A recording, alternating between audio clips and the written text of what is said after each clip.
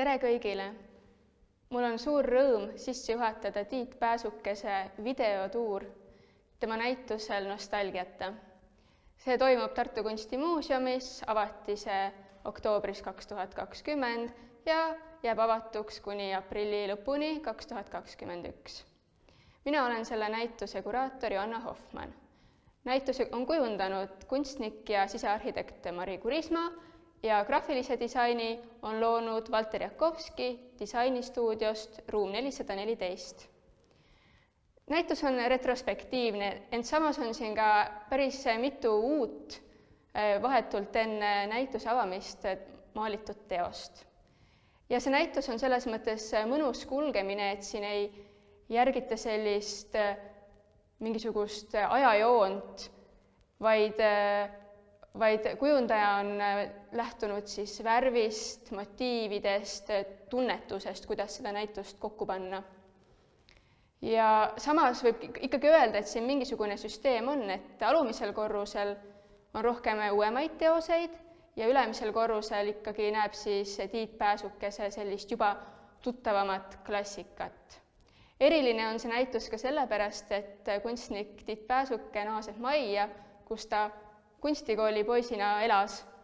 Et siin majas oli ülemisel korrusel muusikakooli poiste ühiselamu, siis ka kunstikooli poiste ühiselamu, toona siis nimetati seda internaadiks ja esimesel korrusel oli apteek. Selline mõnus fun fact ka siia, et kujundaja Mari Kurismaa isa oli näiteks selles apteegis apteeker.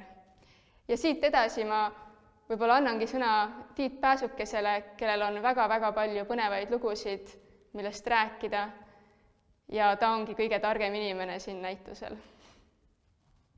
Ma kuulsin äsja, et minu näituse nimeks on siinkohal nimetatud Nostalgiata. See on ka tõsi, aga nagu ikka kunstikeel ja ükskõik mis tahes keel, nii ka eesti keel ei väljenda niikuinii kunagi täpselt seda, mis keeles räägivad pildid räägivad oma keeles. Aga mina nimetaksin seda näitust Nostalgiata. Otsisin niisugust sõna, see puudub eesti keele sõnaraamatutes ja nähtavasti ma olen selle sõna looja. Ja Nostalgiata on minu mõttes, see tähendab nostalgia ülistamine. Samal ajal, kui ta on nostalgiavaba, see on see kunstikeel ja meie keel. Siit ma tahaks nüüd minna kohe edasi ühe maali juurde, kuna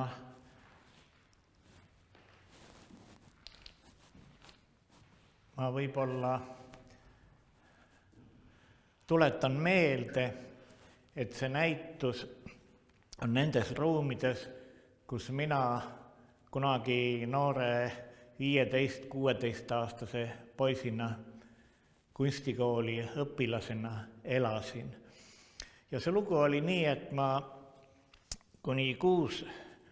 või 7. klassini olin parim õpilane klassis või üks parimatest, sain kiituskirju küll Lenini, küll Stalini piltidega, aga 8. klassis mind ähvardas koolist välja viskamine. Ma kaotasin igasuguse huvi õppimise vastu ja siis minu armas õpetaja, emakeeleõpetaja, kutsus mu ema kooli ja kui ema tagasi tuli, siis ütles, et meie otsustasime, et sa peaksid Tartusse kunstikooli minema.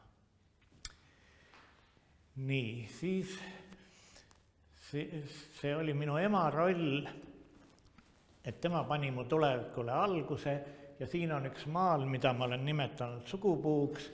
Siin on mulle palju või mitu tähtsat isikut või seika, aga loomulikult siia ei ole mahtunud kõik mu sugupuu, mu 2 õde,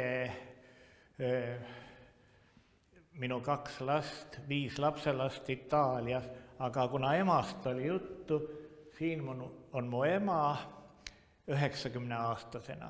Tol ajal, kui ta mind kunstikooli lubas kodunt kergekäeliselt ära saatis, oli ta 45-aastane umbes. Siin on üks poisike, kelle all ma mõtlesin iseennast koos balletiga. Siin on mu üks lapselastest Maria Itaalias. Siin on mu ema nimi oli Helene, siia on kirjutatud Leeni, kuidas teda tegelikult kutsuti. Ja siin on üks poiss hobusega, see motiiv esineb veel teistes maalides. Nimelt, kui kolhooside loomise aegu inimestelt taludest hobused võeti ära ühistalli ja kellel kõik pidid käima hobust laenamas, nõrkenud hobust, mida oli kuuseokstega toidetud. Aga meil talus oli hobune kogu aeg olemas, sellepärast et noored hobused ei osanud ju midagi, neid pidi õpetama vankri ees käima, adra ees käima, autot mitte kartma ja seda tegi minu vanaisa, nii et mul on lapsepõlvest mälestusi hobustest. See kajastub ka mitme minu tulevase maali peal.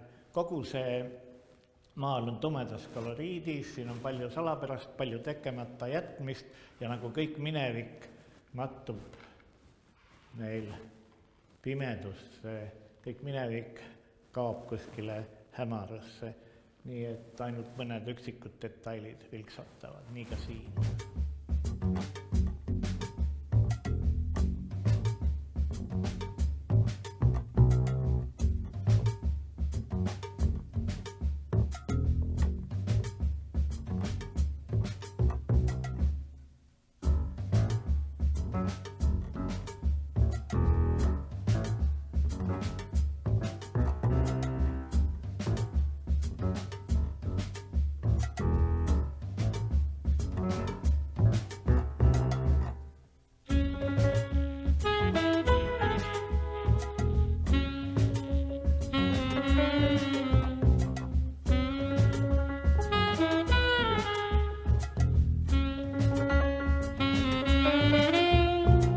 Selles saalis, selles nurgas on kaks täiesti erinevat tööd.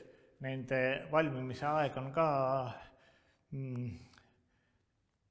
ühel 2012, teisel 2008, 4 aastat vahet. Siin on jälle mu armas lapselaps, üks nendest 5, Maria, aga pildi nimi on Valgus ja vari. Vaadake, kunstnikud, mina kasutan maalimises nii värvi kui vormi. Kunstnikud, kes ainult värvi kasutavad, tihtipeale ei pane rõhku vormile, järelikult tal ei ole vaja ka valgust ja varju. Minu piltides ma püüan kogu maailma rikkust ühe pisikese lõuenditüki peale panna, mis õnneks ei õnnestu kunagi. See on Maria. See on suur valgus ja värviline vari. On niisugune teooria kunstnikud, kes maalivad värviliselt valgust, sellel on vari, üsna tume ja üheplaaniline ja on võimalik ka maalida hästi värviliselt läbi vari ja sel juhul valgus muutub suhteliselt värvituks. Selle pildiga on hoopis teine lugu. Ma armastasin enne ja ka praegu kolada metsas ja ühes Kesk-Eesti paksus laanes vihma sadas. Ma nägin äkki ühe puude külge kinnitatud niisugust ümmargust kujutist, ühte, ma ei tea, mis materjal see on, mingisugune kunstmaterjal ja selle peale oli kontuuriga joonistatud metssiga ja see oli läbi tulistatud kuuliaukudest. See oli nähtavasti üks küttide harjutuspaik keset metsa ja kuna see oli vihmast läbi imbunud, ma võtsin sealt, see oli juba pooleldi maha kukkunud, võtsin selle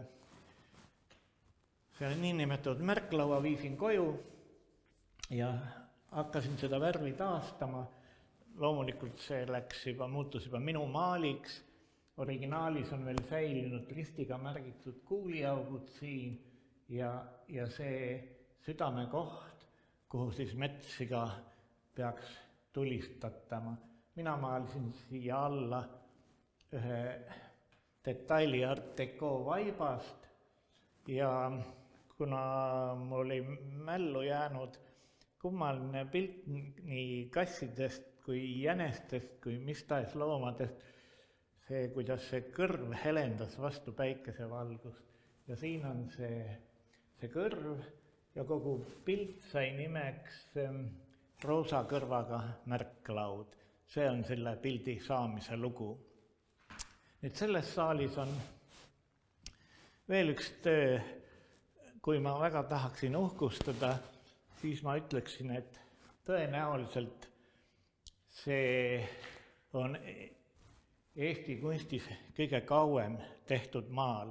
See on saadud sel moel, et minuga juhtus kunagi väga traagiline lugu, tagantjärele oleme selle kõik üle elanud. Ma läksin Mustas meres ujuma tormiga, seal oli must lipp või punane, ma ei mäleta, see oli keelatud igal juhul. Ja juhtus see, et äkki ma avastasin, et ma ei saa enam merest välja. Ja ma ei mõistnud tükk aega, milles küsimus oli, siis pika peale taipasin, et mul oli ainult üks käsi veel võimeline tööd tegema, teine käsi lipendas kuskil selja taga. No, ja siis on veel üks asi, mille üle ma praegu uhkust tunnen, et ma olen näinud seda tunnelit ja olen näinud väga kiiresti filmi siis, nagu filmi, pilte oma elust, siis kui ma olin alla andnud, mõelnud, et niisugune see uppumissurm ongi. Ja mõni aeg peale seda tuli üks laine, niinimetatud 9. laine, mis mind siiski kaldale viskas. Enne seda oli mitu lainet mind kaldale toonud ja jälle ära viinud. Lõpptulemus oli see, et mul oli vasak õlavarelu kildudeks ja sellele järgnes pikk paranemine. Nii nagu pilt ei ole kunagi tõetruu, siis pildi peal see tundub olema parem käsi. See tuleb sellest, et mind lasti vahepeal haiglast puhkusele ja siis ma maalisin peeglist oma kipsrüüd ja ehitust, mida tol ajal nimetati helikopteriks. Ma kandsin seda 4 või 5 kuud vahet pidamata. Ja kodus maalisin siis peeglist selle pildi ja unustasin selle täielikult, aga aastal 2007 ma maalisin, mul oli käsil niisugune põllede seeria ja ma maalisin ühe suure põlle ja see kasvas minu Vabaduse väljaku plaaniks. Siin on Kaarli puiestee, siin on Harju tänav, siin on Roosikrantsi, Pärnu maantee jookseb siit läbi, siin on Kunstnike Liit, see siin on linnavalitsus ja pildi nimi on Minu Vabaduse väljak. Niisugune see teemaga näituski oli meil olemas, aga ma seda tööd ei pannud sinna näitusel. Nii et see on alustatud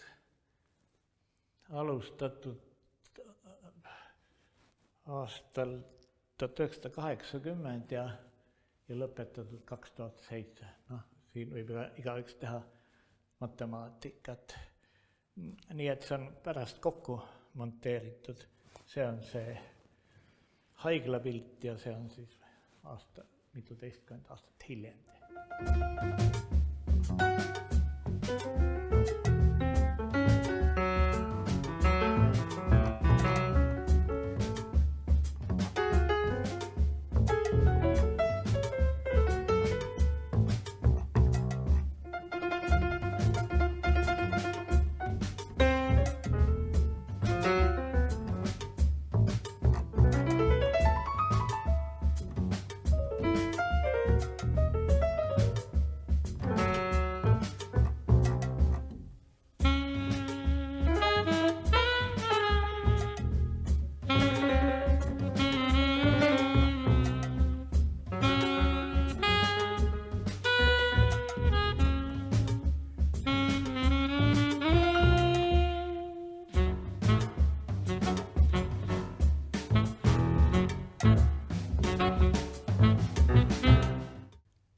mõnikord küsitakse, et mida see pääsuke õieti maalib, mis on tema maalide sisu, sellele ongi raske vastata.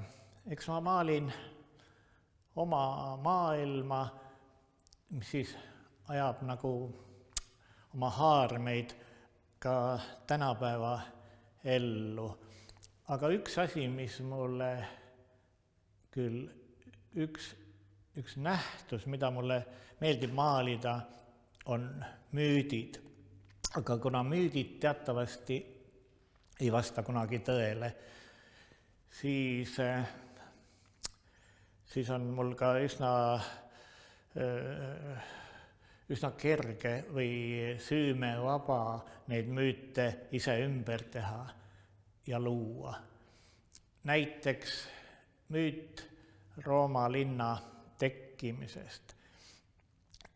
Kõigile itaallastele püha on Kapitooliumi emahunt ja kõik teadsid, et see on etruskide kunstiteos, see hundi kuju. Ja hiljem siis üks maalikunstnik, kes küll skulptuuri tegi siis barokkajastul need 2 poisikest sinna emahundi kõhu alla, Romuluse ja Remuse. Aga siiski hiljem tuli välja, et see etruskide, niinimetatud etruskide emahunt ei ole etruskide ajastust pärit. Etruskid ei tundnud sellist pronksi valamise tehnikat või sellise pronksi koostist. See siiski on hiljem tehtud. Aga seda ei maksa Itaalias väga levitada. Itaallased võivad väga pahaseks saada, kui sa nende püha hunti puutud. Mina käitusin temaga küll julmalt.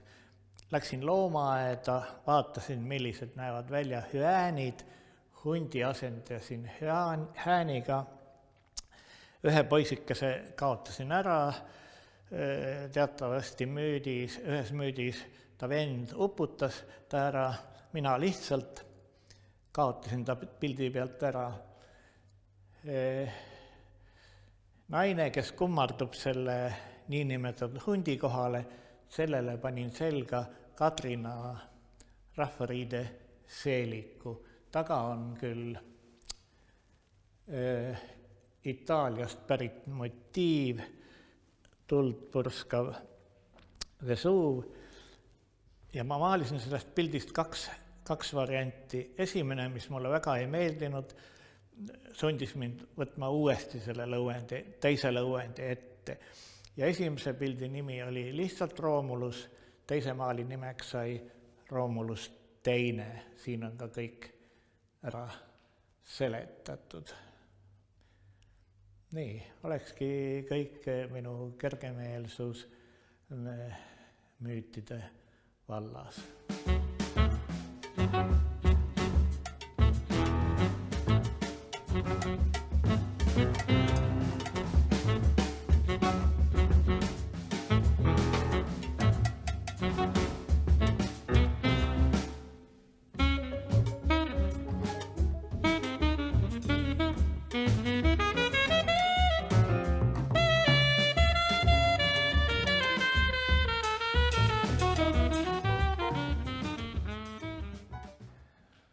Kes teab või mäletab minu aastaid tagasi tehtud maali, mille nimi oli Jahimehe süda, siis siin selle maali nimi on Kalamehe süda.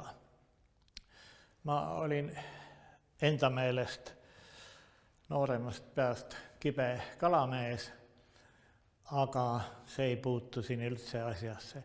Selle maali puhul on huvitav seik, et ma käisin Viljandis komisjoni kaupluses ja leidsin sealt 2 papitüki peale nimetut maali, kellegi isetegevuslase tehtud.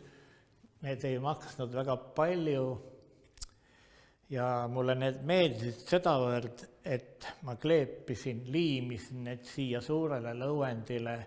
Üks töö on nimelt enam-vähem see ja teine on see. Ja ehitasin seda ümber oma pildi. Ja nüüd selle töö nimeks on Kalamehe süda, Tiit Pääsuke ja tundmatu rahvakunstnik. Ega siin seletada on raske, kui ma niisuguse vormi siia lõin, siis ma mäletan neid lugematuid kalapõisi. Siin on üks keel, mis võib sulle vastu vaadata ka järvekarbist, aga samasti võib see keel sümboliseerida keele näitamist, kui sa kalast ilma jääd. Siin on mingi väike kalamehe unistus, nägi neid vees ja kalamees paadis. Ja muud ei olegi, 2 kuud taevas ja eriti võib nautida minu meelest seda keskmist osa, kus on rõhutatult kärbse mustust piltide peal, et ta oleks niisugune küllaltki vanaaegne ja suur kontrast siis nende maalide ja selle minu dekoratsioonide vahel, mis siin ümber on.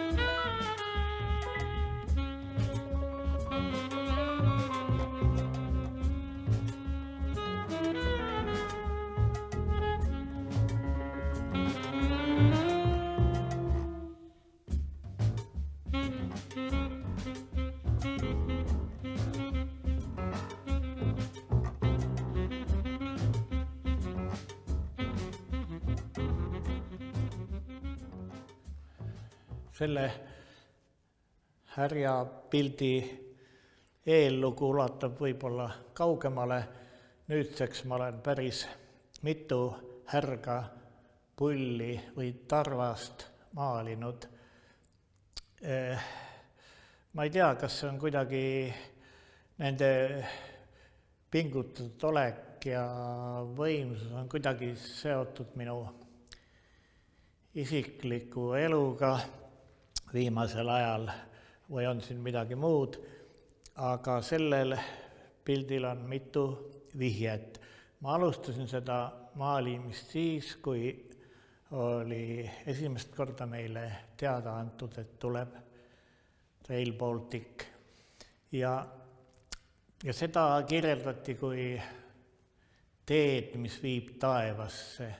No igal juhul viib meid õnnetipule. Hiljem tuli välja, et see on üles ehitatud õhule, valedele alustele, väärad numbrid. Ja siis, kui seda tööd hoolega vaadata, siis võib siin härjal, mis siis siin sümboliseerib jõudu ja võimu, kes puudutab sarvega taevast, tegelikult on rebinud selle taeva lõhki ja kui hoolega vaadata, siin võib aimata mingid raudteesümbolid, kui hästi lähedalt vaadata. Ega muud siin ei olegi, puhtalt ehitatud värvijõule ja ühele kesksele kujundile. Sisu on lihtne, võib-olla isegi banaalne, aga sellest sai alguse mul õige mitu härjapilti, mõni nendest on siin näitusel ja mõni neist mõnda ma kavatsen välja panna oma järgmisel näitusel, väikesel näitusel Viljandis. Ega siin väga banaalset sisu rohkem ei ole. Hiljem ma tahan ainult nii palju öelda, et kunagi selle Rail Balticu vastasena ka mina andsin oma allkirja sinna, aga lõpuks me kõik, ma arvan, ei olnud mitte selle raudtee vastu, vaid selle viisi vastu, kuidas seda kavatseti teha ja kuhu teha. Noh, ma loodan, et need probleemid leiavad õnneliku lahenduse.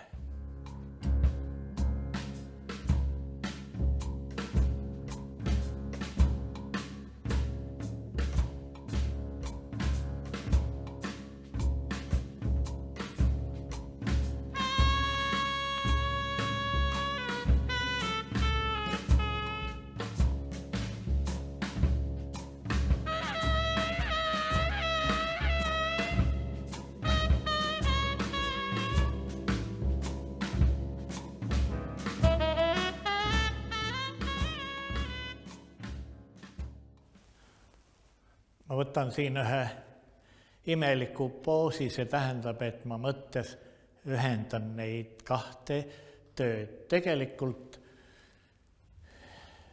päris esimesel näitusel nad olidki hästi kõrvuti pandud, aga siin otsustati nende piltide ekspositsiooniga näidata, mis kummaline asi on juhtunud aegade jooksul selle majaga. Pildid on põrandaga paralleelsed, see tähendab horisontaalselt, aga maja minu selja taga olev ukseava või aken on viltu, sellepärast tekib siin niisugune naljakas vaatepilt, et paljud arvavad, et need maalid on viltu asetatud. Tegemist on, maali nimi on Kris ja Kris, see on Kris Lemsalu portree. Meil minu õnneks oli ühine näitus Tallinnas kunstihoones. Kris oli siis alles tõusev täht, nüüd on ta üle euroopalise kuulsusega Eesti kunstnik. Ja kuna Kris on võimeline ennast ümber kehastama ükskõik kelleks, siis olen mina talle välja mõelnud rollid siin linnuna. Käed on küll nagu ema lõvil ja siin on meelega vihjeid Edward Viiraltile, kui vaatate seda kasetüve ja Krisi tagakeha. Rohkem ma ei oskagi midagi nende kohta öelda.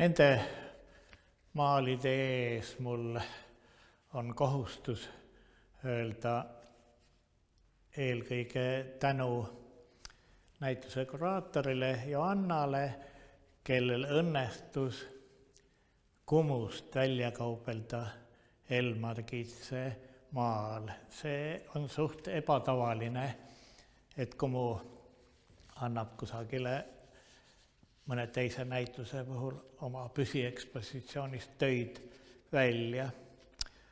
Aga eks antud juhul Kits saabus ka koju nii-öelda Tartu linna.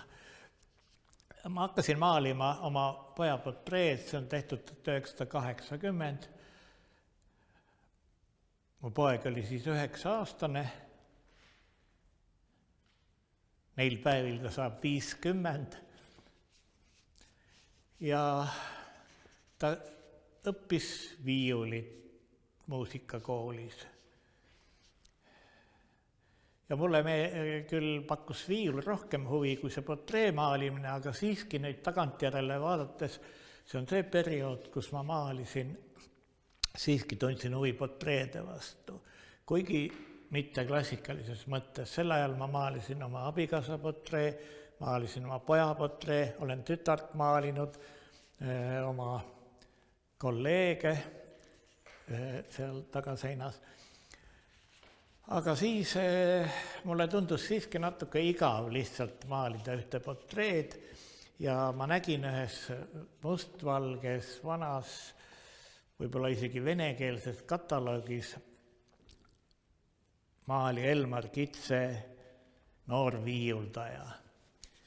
Ja ma mõtlesin, et paneks need maalid kuidagi dialoogi. Kuigi ma ei teadnud, mis värvi see maal on, ma olin kunagi näinud, aga ta ei ole ju väga värvi poolest väga silmatorkav. Ja edasi mul hakkas juba maalimise käigus tekkima dialoog. Mõlemad on viiuliga, poisil on sõjajärgsed dressid seljas, tuulepluus, minu pojal teksased ja niisugune moodsam tuulepluus. See noormees vaatab pingsalt noodilehte, see vaatab ära oleval pilgul kuhugi, seda on raske öelda kuhu, ja noodi vihiku asemel on tal ees lind. Õieti ta ei hoia viiulit ka käes ja ta paistab, et väga rõõmus ei ole, kuna mul tuleb meelde, ega talle see viiuli õppimine ei meeldinud hästi ja ta kasutas selle vastu võitlemiseks niisugust nippi, et ta unustas kogu aeg viiuliga hästi bussipeatusse, aga iga kord ema leidis selle üles ja tõi tagasi. Elmar Kitsel on siin üks tolleaegne tõenäoliselt kalender või midagi. Minul on minu kataloog, selle maali nimi on Sügisene vaikelu, mida nähagi ei ole siin. Siis Kitsel on peegel, kust poiss peegeldub. Minul, ma elasin tol ajal Õismäel, paneelmaja lahtine rõduks, millest siis poisile kõiksugu ahvatlusi sisse üritab tungida ja asja traagikat siis rõhutab ka mingi väike detail, mingi kukkuv anum ja mingisugused detailid täispuhutavast madratsist, mingi nöörijupp maas, et kõik asjad kõnelesid mulle midagi ja kui nad kunstnikule kõnelevad need detailid, siis hea õnne korral juhtub, et nad hakkavad ka vaatajaga rääkima.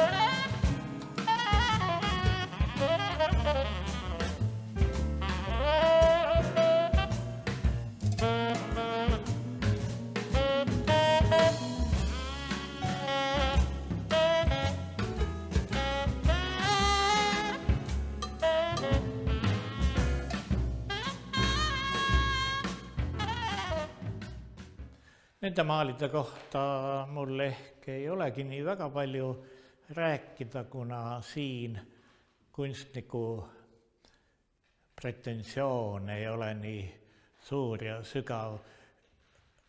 Eks ma tahtsin oma annet proovida, ma olen kõike elus maalinud, natukene loodust, natukene hüperrealistlikke natüürmorte, aga siin ma tahtsin proovida, kas ma oskaksin ka portreed maalida.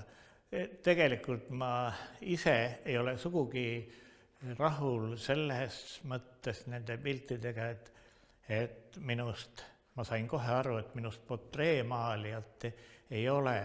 Mulle meeldis rohkem nende naiste, noorte naiste väljanägemine ja kuna siiski ma olen maalinud ainult lähedasi tuttavaid inimesi,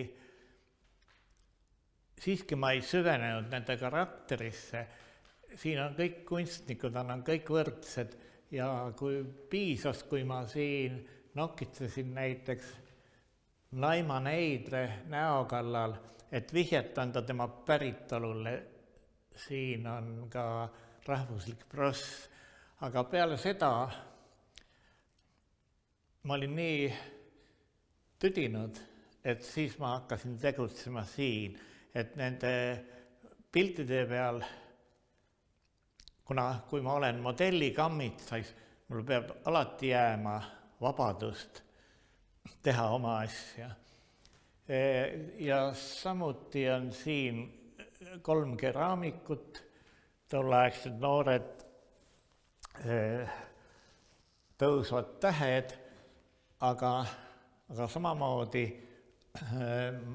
siin ma sain kõiksugu vihjeid anda, mulle meeldis maalida neid musti sukki, kuidas see jalg siit läbi komab või see detail, samal ajal siin mingi Kreeka vaas figuuridega, see oli siis minu mängulõbu ja võib-olla kõige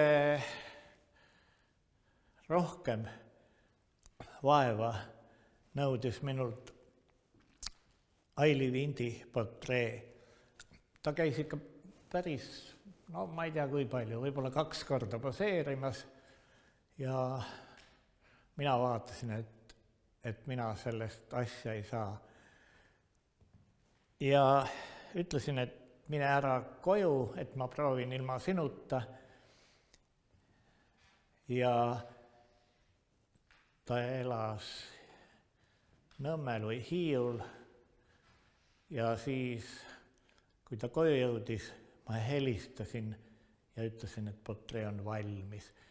Vaadake, natukene modelli juuresolek sunnib sind takerduma mõnesse detaili, sa unustad selle üldise ära, selle mulje ja nii kui Aili oli ateljeest välja läinud, ma tundsin, et ma saan nüüd ise hakata looma.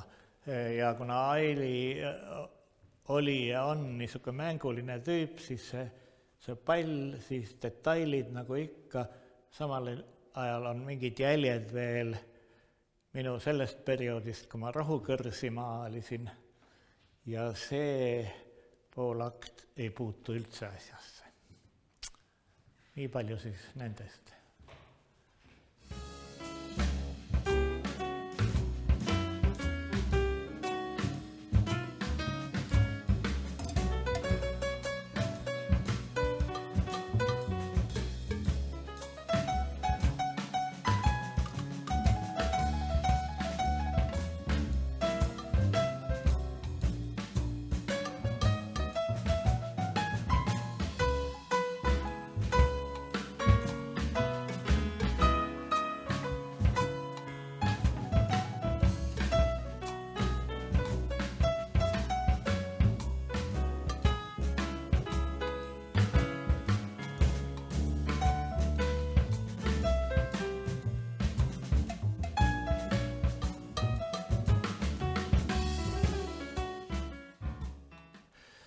Minu selja taga oleval maalil on on ka oma lugu, kuigi seda maali oma lugu oma keeles räägitud lugu on raske muidugi sõnadesse panna, aga ma püüan. Tegelikult ma mõni aasta peale Kunstiinstituudi lõpetamist tundsin, et tahaks ennast täiendada, tahaks veel õppida midagi ja kuna tol ajal ei olnud võimalik kusagile välismaale sõita, siis mind huvitas, kas tõesti see Peterburi või tol ajal veel Leningradi Repini nimeline kunstiakadeemia on tõesti nii hull koht, nagu temast räägiti. Ja ma läksingi sinna, tol ajal nimetati seda nagu kvalifikatsiooni tõstmise kursuseks, ma läksin sinna nagu õppejõud, aga kahjuks ma pettusin selles õpetamise süsteemis, ma ei võtnud enam loengutest osa, selle tõttu leidsin väga huvitavaid tutvusi teisiti mõtlejate kunstnike hulgas ja mõne töö ma siiski maalisin ja see on maalitud ateljees Peterburi Akadeemia modell. Kusjuures modellide valimine käis seal hästi huvitavalt, mitte nii nagu Eestis, kui kunstnik näeb modelli, talle meeldib see modell või on mingil moel huvitav, siis ta võtab selle modelli või palub seda poseerima. Seal oli niisugune komme, et kuna akadeemias oli sadu modelle, õppejõud nendega kokku ei puutunud, vaid kutsuti modellide brigadiir, kirjeldati talle, missugust ätti või missugust neidu meil vaja läheks ja siis toodi modell ette. Minule tundus ta väga huvitav, see naine, ja see on vähemalt üks osa sellest tööst on mu koolitöö. Ja kui ma tõin selle töö tagasi koju Tallinnasse, siis ma maalisin selle pildi ette oma naise platvormkingad, mingi õuna, tõenäoliselt ka see on lisatud detail minu mõne teise maali pealt. Siin kõrval, siin ei ole eriti lugu, aga siin on näide ühest võttest, mida ma kasutasin, kus ma tol ajal mind huvitas see rohtude kõrte liikumine ja valgus ja siis sinna ette täiesti kollaaži põhimõttel panin detaili, millega ma kokku puutusin, värvitopsikud, lendavad pintslid, värvilaigud, siis mingi koht, see seelik, mis võimaldab mul siis vormida keha, tasakaalu mõttes lendav rinnahoid ja nii edasi. No selle töö nimi on, kui ma ei eksi, vist Vaikelu värvidega.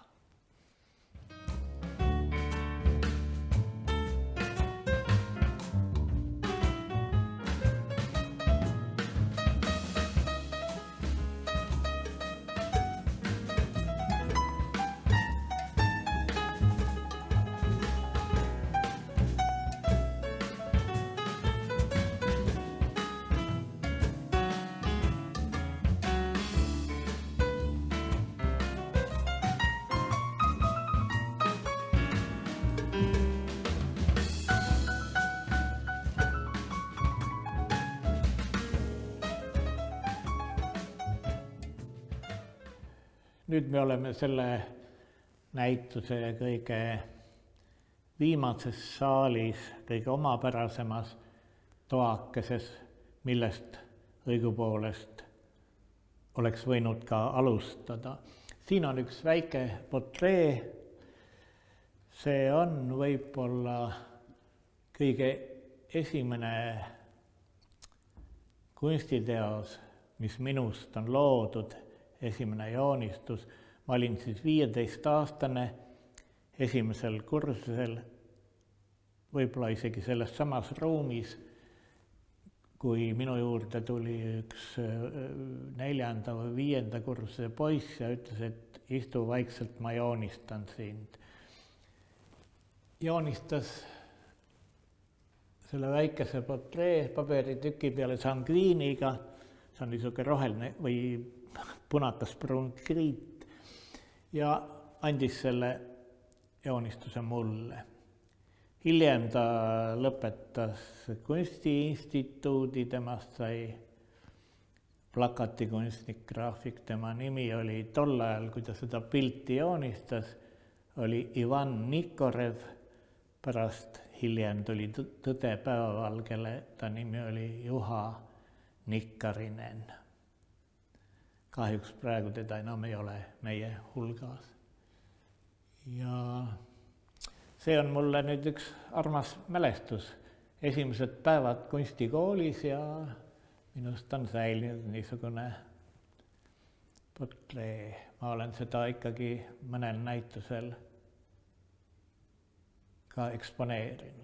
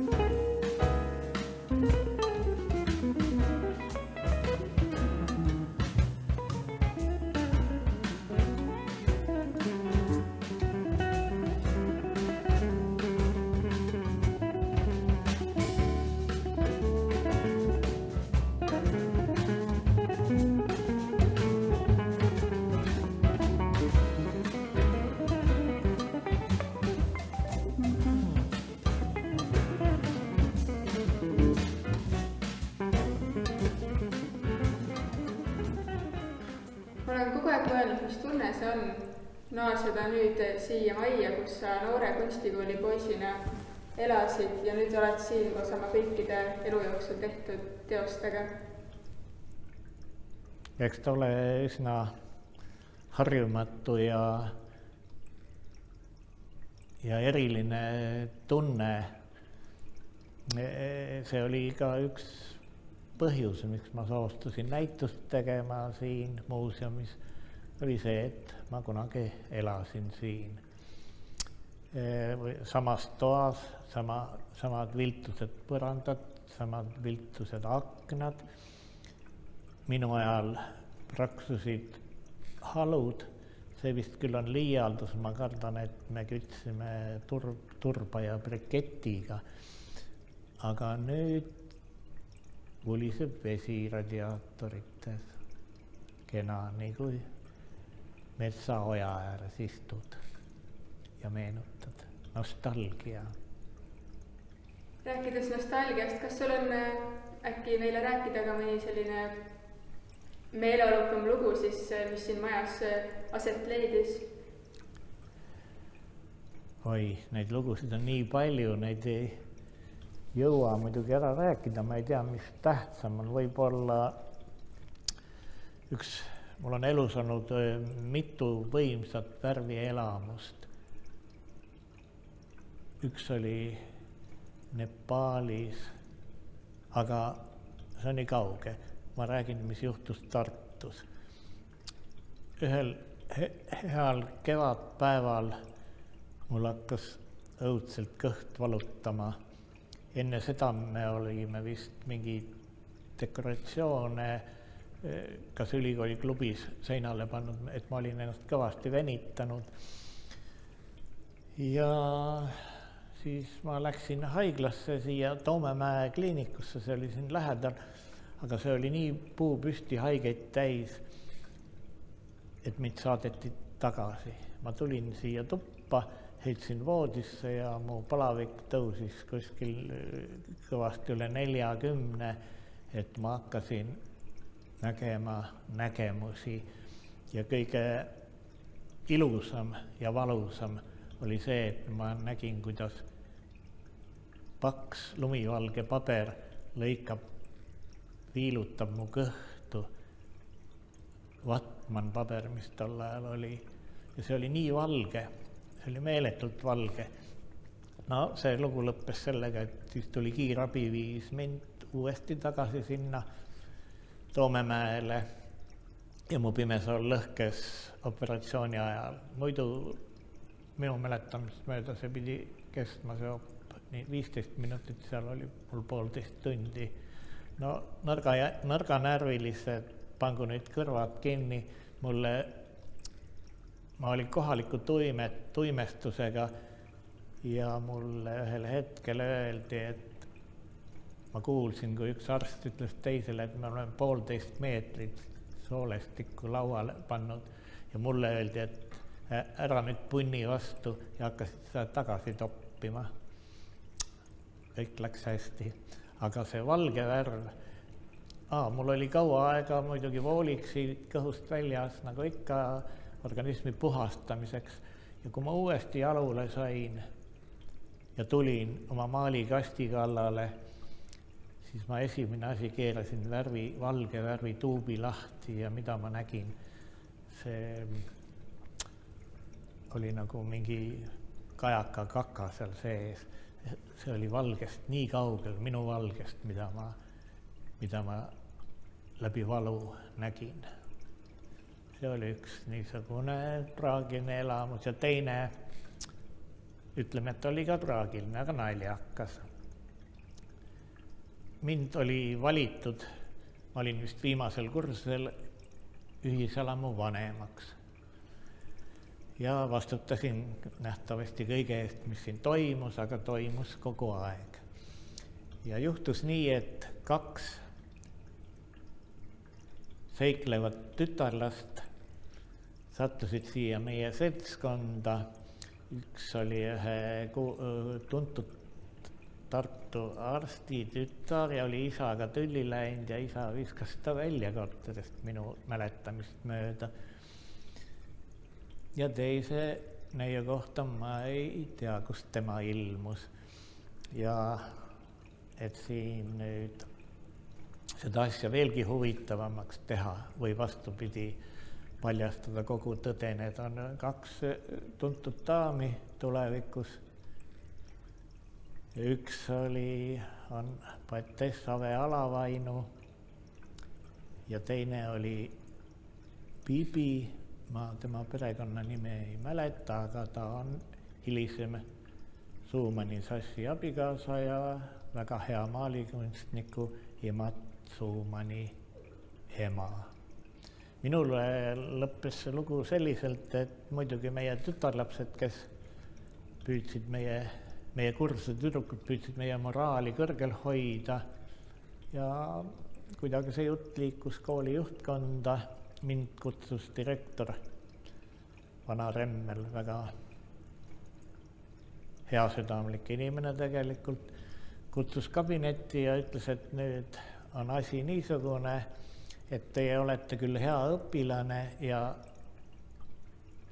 kohe kooli lõpetamas, aga meie peame teid ühiselamust välja viskama. Ma ütlen, mis siin ikka, mis teha.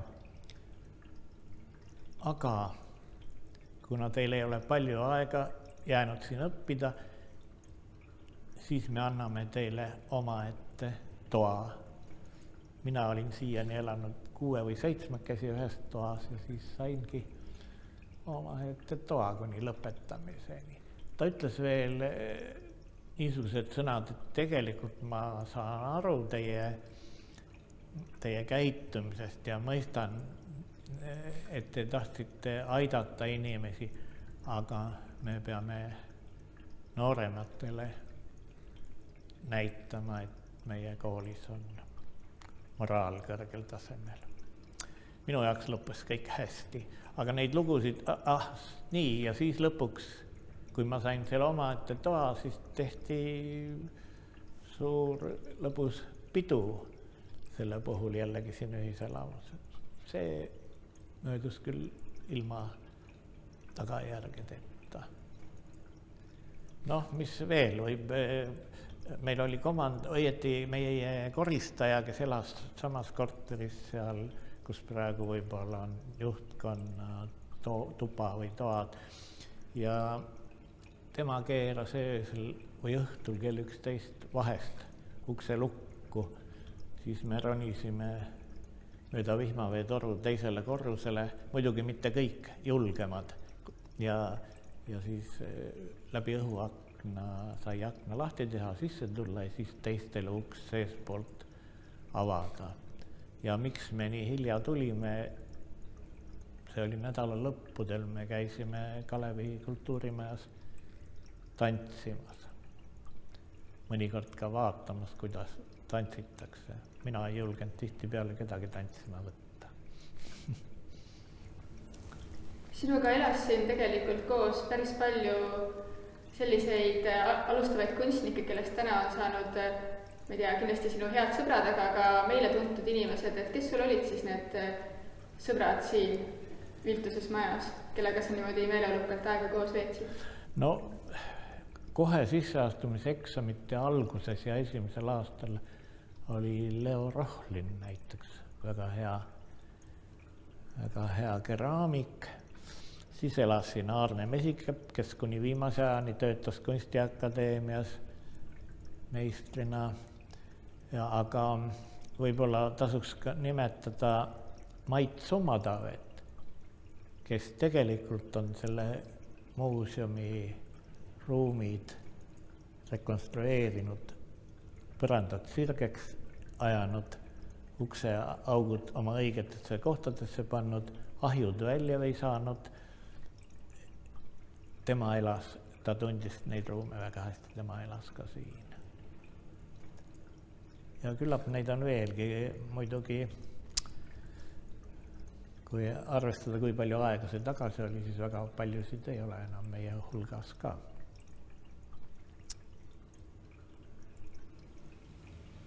Kas on midagi, mida sa veel tahaksid inimesele, kes siia näitusele tuleb või seda videotuuri vaatab, öelda, et millele siin näitusel või siin majas võiks nagu erilist tähelepanu pöörata või millise meeleolu või mõttega neid sinu teoseid ja neid ruume vaadata? Kunstnik ei pea mingisuguseid juhtnööre andma, ma vaatasin, külaliste raamatus on nii palju kiidusõnu, et ma ei tahaks neid kuidagi eksitada, aga lihtsalt ma tunnen erilist tunnet selles ruumi installatsiooni keskel, mille Mari Kurismaa on siia nüüd ehitanud. Minule arusaamatul kombel kõik halliks värvinud, aga ju see peab olema sümboliseerima meie kauget halli elu, kusjuures selle halli elu sees võib iga inimene meenutada oma noorusest värvilisi pesakesi, nagu mina näiteks. Nostalgia. Nagu mustvalged fotod? Jah, need ka, siin on näha naturaalselt kujul, kuidas me elasime seal ühe välivoodi peal. Ma olengi välja visatud ühiselamust.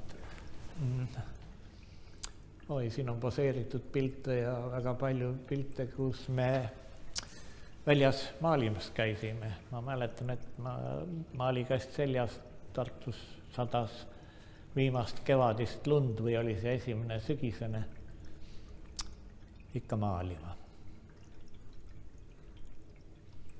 Minu poolt suur aitäh sulle, see on olnud tohutult, ma ei tea, erakordne ja väga õpetlik kogemus sinu näitust kureerida, et suur tänu.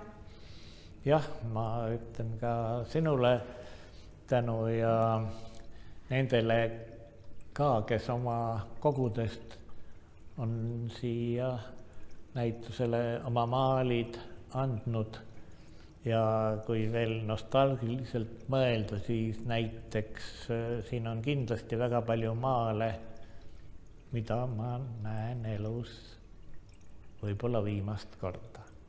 On liiga nukker lõpp või? No ei ole, elu on vist selline. Jah, nii ta on. Koolitööde kohta ma ei räägi midagi. Nendest ma olen üle kasvanud. Aitäh. Sain väga nostalgilise lõpuga. No, lõika ära sealt lõpp, kui on väga nutune.